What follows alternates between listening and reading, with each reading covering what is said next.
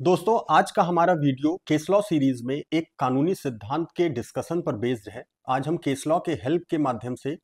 आज आपराधिक अतिचार या क्रिमिनल ट्रेसपास या फिर इसका एग्रीवेटेड फॉर्म जो कि है लर्किंग हाउस ट्रेसपास या हाउस ब्रेकिंग, इस सिद्धांत पर या इस कॉन्सेप्ट को समझने पर हमारा आज का वीडियो बेस्ड है।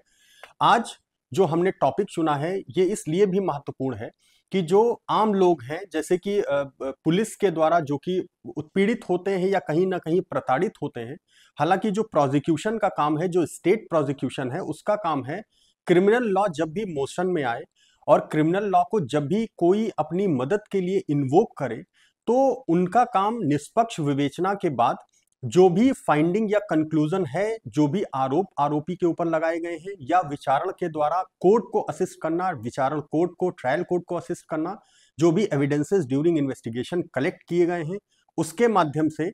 कि कोर्ट एक जस्टिफाइड, एक ड्यू प्रोसेस को अपनाते हुए या उसको फॉलो करते हुए एक रीजनेबल, जस्टिफाइड और जस्ट डिसीजन दे पाए। हालांकि जो एक धारणा प्रोसिक्यूशन या पुलिस के मन में होती है वो ये होती है कि जब भी कोई मुकदमा लिखा जाता है, कोई एफआईआर होती है, तो उनकी ये धारणा होती है कि आरोपी को सजा कैसे दिलाई जाए। हालांकि ये काम कानून में प्रेस्क्राइब्ड नहीं है। प्रोसिक्यूशन या पुलिस का काम है निष्पक्ष विवेचना, और जब भी कोर्ट विचारण में उनकी मदद गवाही के तौर पे या फिर एविडेंसेस को प्रोड्यूस करने के तौर पे जब भी चाहती है या मांगती है, तो उनको एक इम्पार्शियल प्लेयर की तरह काम करना है ताकि कोर्ट एक जस्ट कंक्लूजन पे पहुंच पाए। लेकिन पुलिस क्या करती है कि जब भी कोई मुकदमा लिखा जाता है और पुलिस को वो एक तरीके की कोई अगर सुपारी ले लेती है कि आरोपी को गिरफ्तार करना है, though the allegation is not as much serious as police takes it.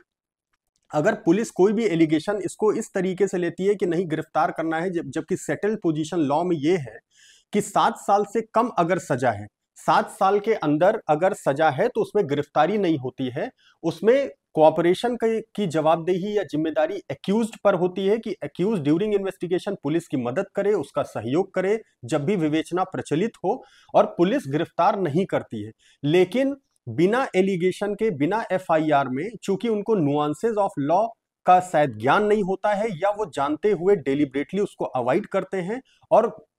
Words के साथ खेल के कम गंभीर धारा को बढ़ा करके एग्रीवेटेड फॉर्म में एफआईआर को दर्ज कर लेते हैं, या फिर एफआईआर में अगर वो कम पनिशमेंट वाली धारा लगी है तो उसको ड्रॉप करके ड्यूरिंग इन्वेस्टिगेशन कोई गंभीर धारा लगा देते हैं। इसलिए आज हमने ये कॉन्सेप्ट को चुना है ताकि इसके माध्यम से ये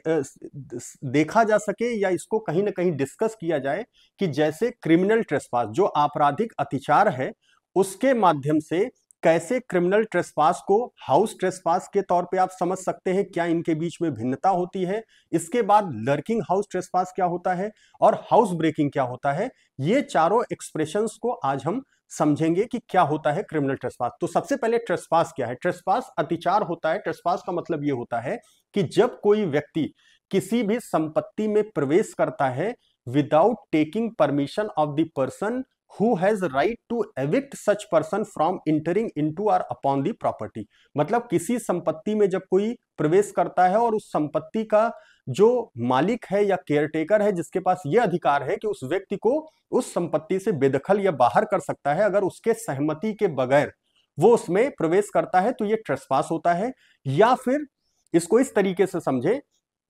कि प्रवेश के समय तो सहमति होती है ऐसे व्यक्ति की, लेकिन प्रवेश करने के बाद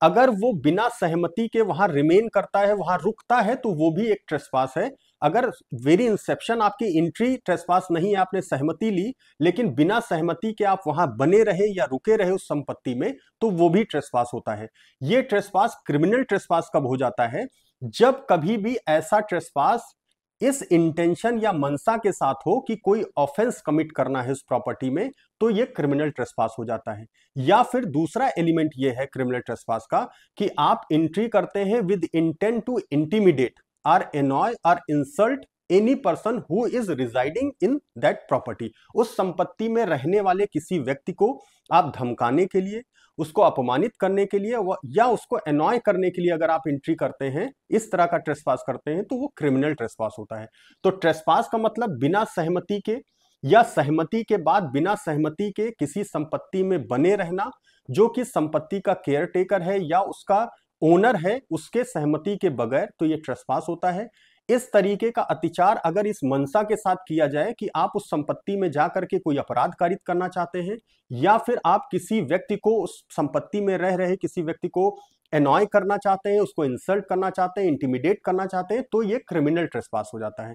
अब हम समझते हैं कि हाउस ट्रेसपास क्या है।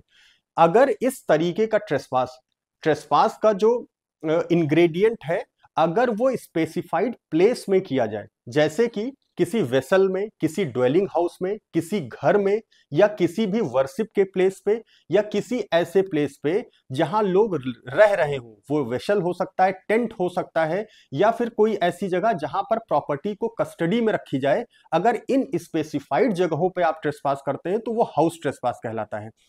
ट्रेसपास से एग्रीवेटेड फॉर्म क्रिमिनल ट्रेसपास का होता है, और ट्रेसपास एक टॉर्शियस लाइबिलिटी भी होती है। अब कृत्य विधि में भी ट्रेसपास के लिए आपके पास रेमेडी है। अगर विदाउट क्रिमिनल इंटेंट कोई ट्रेसपास करता है तो उसको आप सिविल लॉ में कंपनसेशन के लिए भी आप सूट फाइल कर सकते हैं, in order to take compensation from the person who enters upon और into the property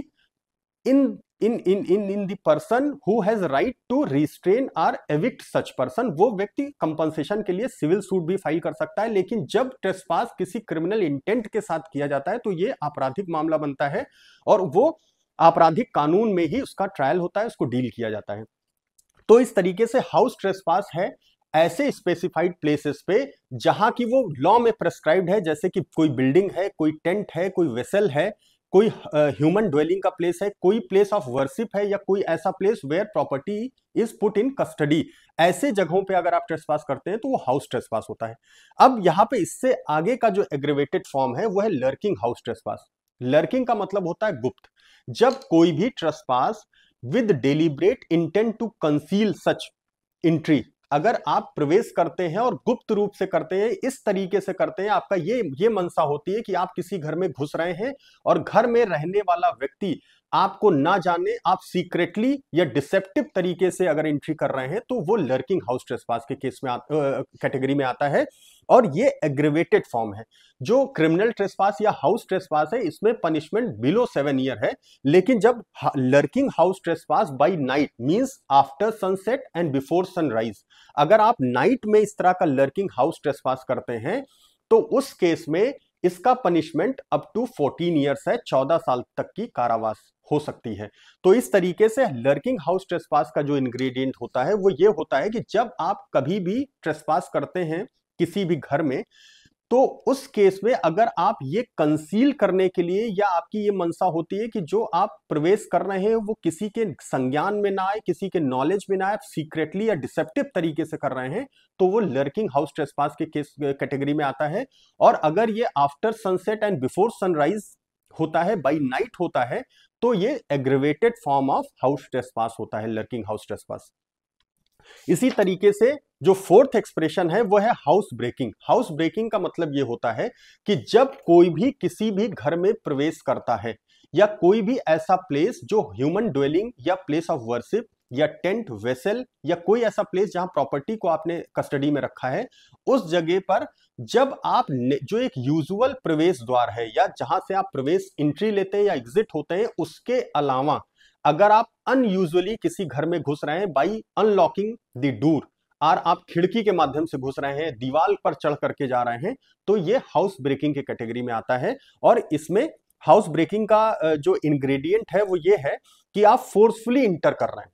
forcefully in by walls removing obstacle. Suppose that कि कोई रोक के लिए कोई जगह कोई चीज रखी गई है, आप उसको हटा रहे हैं, उसको रिमूव कर रहे हैं, या अनलॉक द डोर्स, अगर डोर के कोई दरवाजा बंद है, आप उसको खोल करके फोर्सफुली या क्रिमिनल फोर्स यूज करके एंट्री कर रहे हैं, तो उस केस में ये हाउस ब्रेकिंग के कैटेगरी में आता है। और अब हमको इसमें यह समझना है कि जैसे क्रिमिनल ट्रेसपास या हाउस ट्रेसपास का जो पनिशमेंट है वो बिलो 7 ईयर है, और उस केस में अगर किसी के ऊपर जैसे एक एलिगेशन लगता है कि घर में घुस करके गाली गलौज की, धमकी दिया, या मारने की कोशिश की, तो वो 7 साल से कम का पनिशमेंट है। लेकिन जब सपोज दैट कि कोई भी आदमी घर में जाता है और कोई भी एफआईआर रजिस्टर की जाती है जिसमें आरोप ये लगाया जाता है कि घर में घुस करके मारपीट की, धमकी दी, तो क्या उस केस में लर्किंग हाउस ट्रेसपास का अपराध बनता है? क्या वो धारा लगाई जा सकती है? ये क्वेश्चन केस लॉ से हम समझेंगे कि सिर्फ ये फैक्ट कि रात में एंट्री की गई है घर में, तो वो अपने आप में उसको लर्किंग हाउस ट्रेसपास की कैटेगरी में नहीं लाता है या हाउस ब्रेकिंग की कैटेगरी में वो नहीं होता है। सिर्फ ये फैक्ट कि रात में एंट्री की गई है। यहां पे लर्किंग हाउस ट्रेसपास के लिए सबसे पहले ये प्रूव होना चाहिए कि वहां पे इंटेंशन थी to conceal such entry or exit. घर में जाने, ये प्रवेश करने का मनसा ये था कि उसको छुप कर करना है, सीक्रेटली करना है सिर्फ। और इसको हम एक केस लॉ से समझेंगे। ये केस लॉ है प्रेम बहादुर राय वर्सेस स्टेट ऑफ सिक्किम। इसमें ये क्वेश्चन आया था और इसमें ये होल्ड किया गया था कि इंडियन पिनल कोड में सेक्शन 444 444 में हाउस ट्रेसपास बाय नाइट, जिसको lurking house trespass by night भी कहते हैं, इसमें कहा गया कि सिर्फ केवल अगर कोई भी इसमें एक्टिव एक्शन होना चाहिए to conceal his presence or trespassers entry. किसी प्रमाइस में, किसी प्रॉपर्टी में उसका अगर डेलिब्रेट या एक्टिव रोल आप नहीं दिखा पा रहे हैं कि नहीं वो छुप करके जाना चाह रहा था, तो वो सिर्फ रात में किया गया ट्रेसपास इसको लर्किंग हाउस ट्रेसपास नहीं बनाता है। ये केस इंपॉर्टेंट है। इसमें जो कोर्ट ने होल्ड किया, इसमें ऑपरेटिव जो पैरा है वो हम पढ़ते हैं और इसको समझने का प्रयास करते हैं कि कैसे ये डिफरेंस है और कैसे ये बारीकी है कानून की कि आप इसको कहीं ना कहीं कोर्ट के सामने भी इसको आर्ग्यू कर सकते हैं कि सिंपल ट्रेसपास को कैसे लर्किंग हाउस ट्रेसपास के तौर पे पुलिस कन्वर्ट करती है किसी को गिरफ्तार करने के लिए। अगर सपोज दैट एफआईआर में वो धारा नहीं है, लेकिन ड्यूरिंग इन्वेस्टिगेशन अगर इसको ये सुपारी मिल गई है कि नहीं गिरफ्तारी करनी ही है, तो वो उस धारा को ड्रॉप करके और ये aggravated form of house trespass by lurking house trespass इस धारा को भी जोड़ देता है। इसमें जो ऑपरेटिव पैरा है इसको हम पढ़ते हैं। इसमें यह कहा गया लास्ट में जो कंक्लूजन था, जो रेशियो है कोर्ट का, we however feel that before parting with this case we should draw the attention of learned sessions judge to palpable error of law committed by him in framing a charge against accused for committing lurking house trespass। यहां पर sessions court ने जो charge frame किए, जो आरोप लगाए गए उसके ऊपर, इसमें कहीं ना कहीं कमिट किया एरर ऑफ लॉ या कानून की कहीं ना कहीं गलती थी। The learned session judge failed to realize that a person committing house trespass, house breaking by night, does not necessarily commit lurking house trespass as defined in section 443 IPC, or lurking house trespass by night as defined in section 444 IPC. The law is well settled unless the accused is alleged to have taken some active step and means to conceal his presence।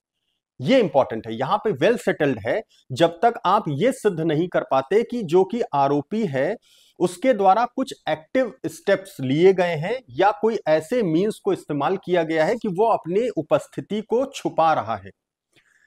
The allegation that a house trespass was committed during night and darkness helped the accused in concealing his presence does not and cannot justify the framing of a charge for offense of committing lurking house trespass।